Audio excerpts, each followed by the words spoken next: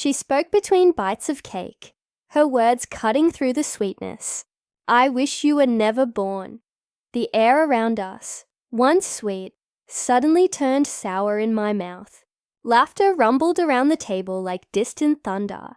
Everyone entertained except me. I locked eyes with her, the woman who had taught me to say thank you before every meal. Now wishing I never existed, I slowly set my fork down, just enough for her to notice. My heart pounded, but my expression remained unchanged. The smile I gave her wasn't one of forgiveness, it was a warning. When I finally spoke, my voice broke the silence, so intense that even the ticking clock seemed to pause. My name is Catherine. I'm 32, a high school English teacher in Kansas City. On the surface, my life was simple: grading papers, packing leftovers, feeding the neighbor's cat. But in my family, simple never meant peace. It meant invisibility. I grew up in a home where love was a spotlight, but it never turned my way. My mother's world was centered around my sisters. Jessica, the oldest, a born star who could do no wrong, and Amanda, the youngest, a creative spirit who needed more attention. And then there was me, the middle child, steady and predictable, too easy to overlook. When I was 10, I won a district essay contest. My mother barely glanced up from polishing Jessica's debate trophy to say, "That's nice, honey," before asking Amanda if she wanted ice cream. At 12, I taught myself piano. My dad called it a sweet hobby. Before returning to watch Jessica rehearse her graduation speech, my small victories were always afterthoughts, footnotes in their bigger stories. Every family photo told the same tale.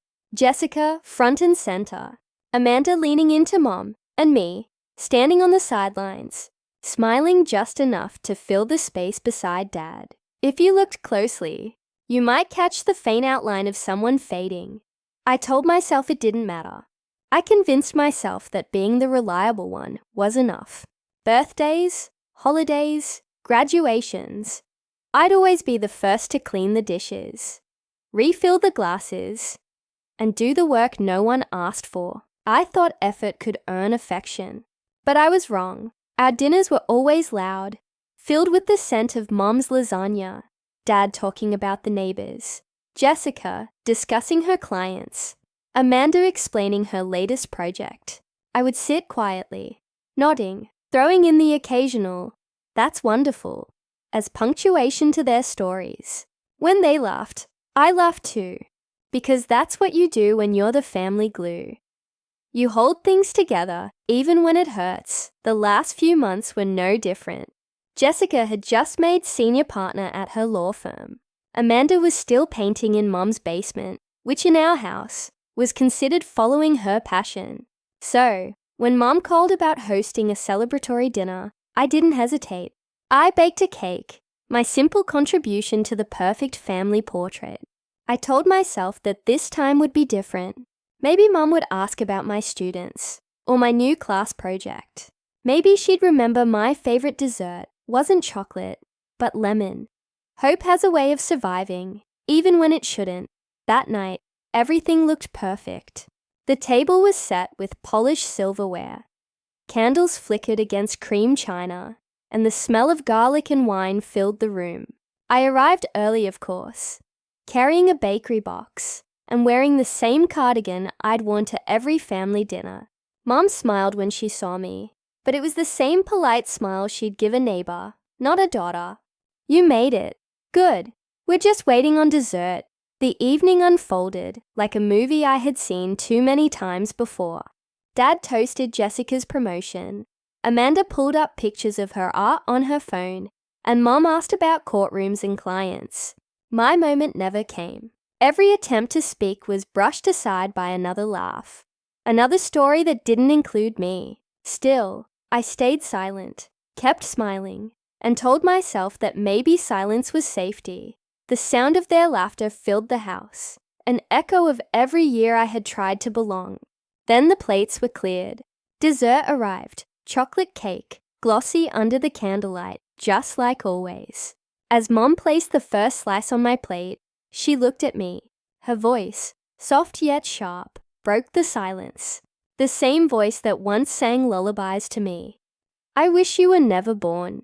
You'd think, after all these years, nothing they said could surprise me, but somehow it still did. Maybe because, deep down, I still hoped they'd see me differently. Just once. After Mom's words, the laughter continued.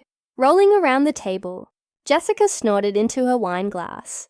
Amanda, laughing so hard, gasped for breath. Dad smiled that familiar, weak smile, and I sat there, frozen, the weight of my mother's words sinking in. The smile on her face was the same as always, the one that silently said, "Don't make this a scene." I glanced around the table and saw all the versions of a life I would never have. Jessica, basking in the glow of her achievements. Amanda, effortlessly loved and cherished. Mom, radiant in the warmth she created for everyone. Everyone but me. And then there was me, the extra chair, the forgotten utensil, the one who never quite fit the picture frame. They called it humor, said we were just teasing like families do. But in this family, jokes were weapons disguised as memories. Remember when we told you you were adopted? Amanda giggled, taking another sip of wine. Oh, she cried for days, Mom chimed in, laughing like it was still funny. You were such a sensitive kid, Jessica said, shaking her head. You took everything so seriously. They were right. I did take everything seriously. Because it always hurt. I tried to join in, to not ruin the moment. Yeah, I said quietly. I remember. But my voice didn't sound like mine. It felt like a ghost whispering at its own funeral. Somewhere between the refilled glasses and another round of applause for Jessica's latest victory, the truth hit me. Every conversation circled back to them. Every success of mine vanished before it could land. I told them. One of my students had just won a national writing award. A kid I'd mentored for months. Mom nodded absent-mindedly. That's nice, honey. Then without missing a beat, she turned to Jessica. Didn't one of your clients get featured in Forbes? The air left my lungs. It wasn't rage. Not yet. Just that familiar weight of being invisible pressing down. I forced a smile, reached for my water, and pretended not to notice how my story had been swallowed up by theirs. When Amanda mentioned her art again, Mom's face lit up. You've always been so gifted, sweetheart. Your father and I are so proud. Dad raised his glass. To our girls, he said, his words heavy with meaning, but never equal. I sat there, the third name in a toast that didn't include me. For the first time, I wasn't pretending it didn't hurt. As the night wore on, the walls seemed to close in. The flickering candles, the scrape of silverware, all of it grew louder, heavier. Their laughter faded into a blur, and for the first time, I asked myself a question I had never dared to before. If I stopped showing up, would they even notice? The thought didn't come with bitterness. It came with clarity, like a window cracking open in a room that had been locked for far too long. Mom reached for my hand, still laughing from some joke Amanda had made. You know we love you, right, sweetheart? Her fingers were warm. Mine were cold. I didn't answer because love shouldn't need reminding, and belonging shouldn't feel like an obligation. The chocolate cake sat untouched in the center of the table. For the first time in my life, I realized I wasn't hungry anymore. The room still glowed with warmth when it happened. Lasagna gone, wine half empty, the scent of sugar and burnt wax lingering in the air. Mom leaned forward, knife in hand, slicing the cake with the precision she reserved for moments that mattered to her. She hummed an old tune from the radio, and then, in the same light, almost careless way she'd done before, she said it again. I wish you were never born. Laughter followed like a reflex. Forks clinked. Jessica covered her mouth. Amanda shook with laughter. It wasn't shock. It was amusement. I stared at the slice in front of me. Perfect layers, clean edges, glossy icing. The kind of dessert you're supposed to savor. but the sweetness turned bitter in my mouth. My hand tightened around the fork. My chest felt too small to hold the air I was breathing. I heard my father's voice, faint, as if from a distance. "Come on, it's just a joke. A joke." That word had followed me my whole life, attached to every dismissal, every laugh at my expense. Just a joke. I looked at Mom. Her lips were pressed together in satisfaction, the room basking in her approval. I wondered if she even realized what she'd said, or if she simply didn't care. My vision narrowed, the edges of the room softening, the center sharpened. Her face, her smile, the cake. I could feel my pulse in my fingers. The air buzzed around me like an electric hum, vibrating in the silence, and then something inside me stopped resisting. I placed my fork down slowly, deliberately. The soft metallic tap of it hitting the plate rang out louder than the laughter. It was the kind of sound that halts conversations. For a heartbeat, no one noticed. Then Amanda looked up, her smirk settling into a challenge. "Oh, come on, Kath. Don't tell me you're offended. You know Mom doesn't mean it." Jessica jumped in, her voice light, almost teasing. "Yeah, you're so sensitive sometimes." Dad chuckled weakly. My heart raced, but my voice remained steady. "You're right," I said quietly. "She doesn't mean it." I forced a smile, calm, controlled.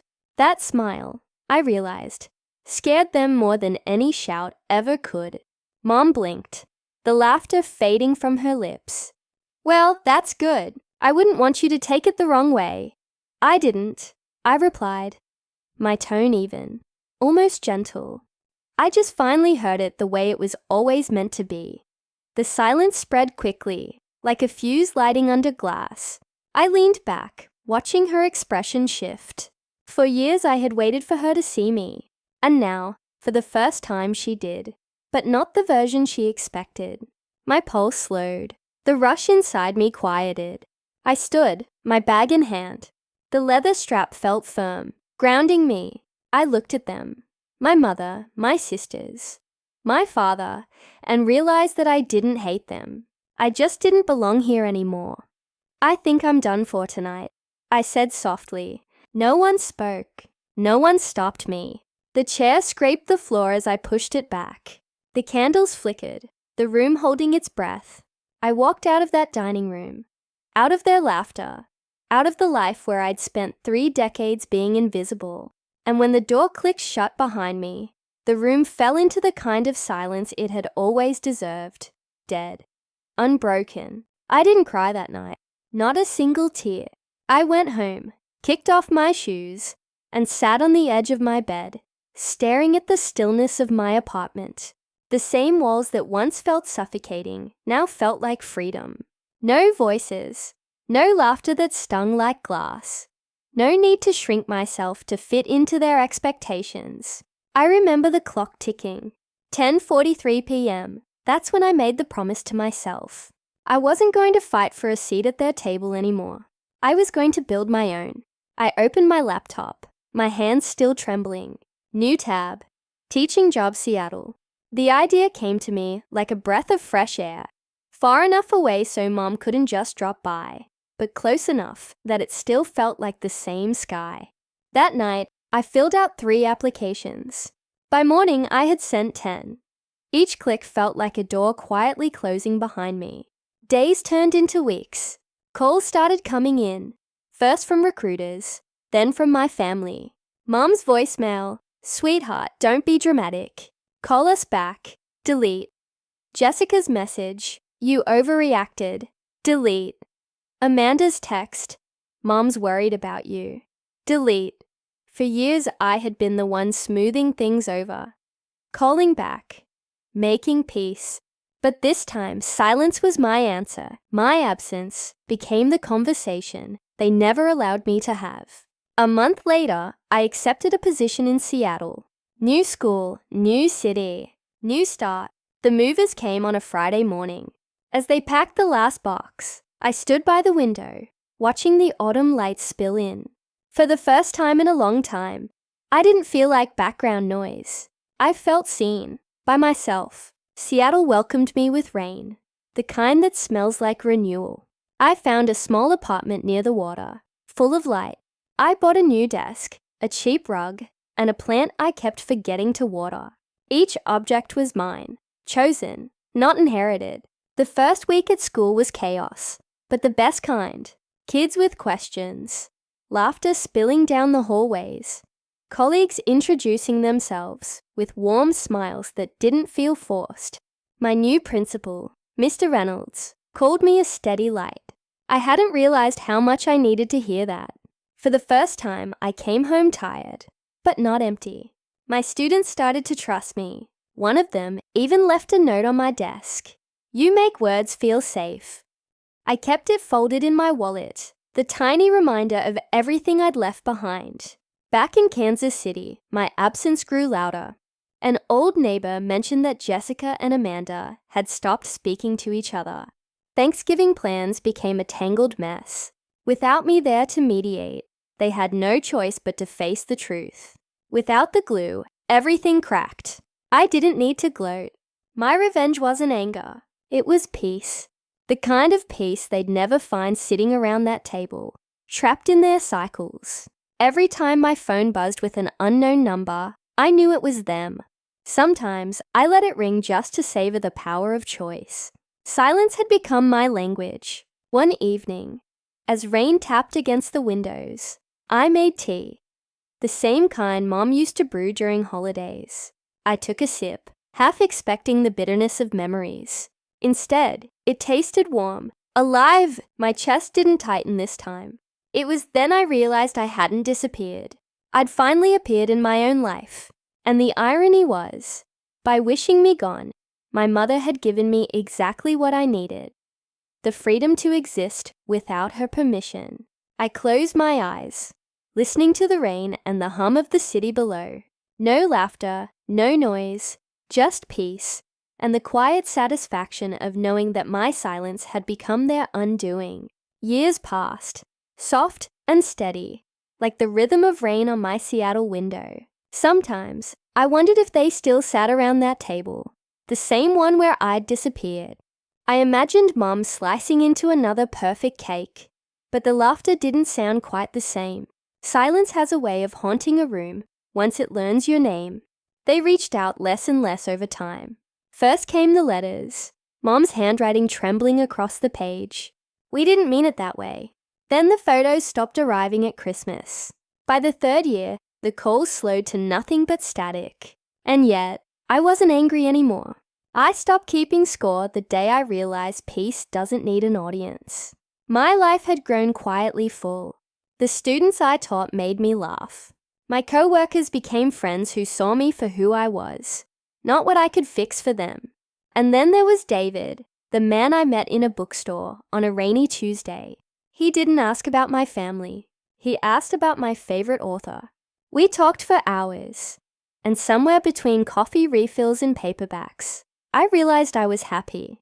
When we married, it was a small ceremony at a park, overlooking the water. No family drama, no pretenses, just music, laughter, and a soft wind carrying away everything I used to chase. A few years later, when our daughter was born, I named her Hope. She'll never have to earn her place at any table. She'll know she belongs, because I'll tell her over and over, until she never doubts it. Sometimes, when the house is quiet and she's asleep, I think about that night. Mom's voice, the laughter, the silence that followed. That silence used to feel like punishment.